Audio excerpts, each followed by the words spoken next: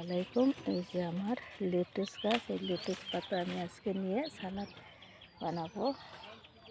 তার জন্য লেটুস পাতা নিলাম, তার সাথে একটা কাঁচা টমেটো নিলাম, আর একটা আমার ছাদ বাগানের মরিচ নিলাম, পুদিনা পাতা নিলাম। এগুলো দিয়ে আজকে আমরা একটা সালাদ বানাবো। তার জন্য একটা লাল লেটুস পাতা নিলাম। আমরা লেটুস পাতার সালাদ বানাবো, এর জন্য আমি ছাদ বাগান থেকে লেটুস পাতা নিয়ে আসলাম, একটা সবুজ কালারের আর একটা খয়েরি কালারের, আর কিছু পুদিনা পাতা নিয়ে আসলাম।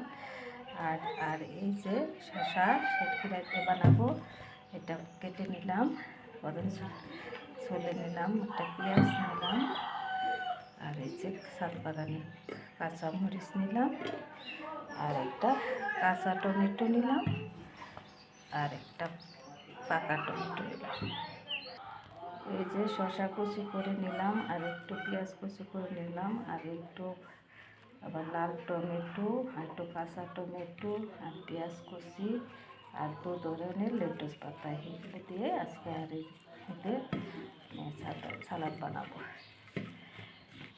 এই লেটুস পাতা খেলে আপনার ওজন কমে যায় এবং ত্বকের উজ্জ্বলতা বৃদ্ধি পায়। লেটুস পাতার অনেক উপকারিতা আছে। এটা খাইলে আপনার রক্ত হয়, রক্তের যাদের সমস্যা কম আছে শরীরে, তাদের জন্য এই লেটুস পাতা এইভাবে সালাদ বানিয়ে খেলে রক্তের সমস্যা, রক্তের ভালো শরীরে রক্ত হয়।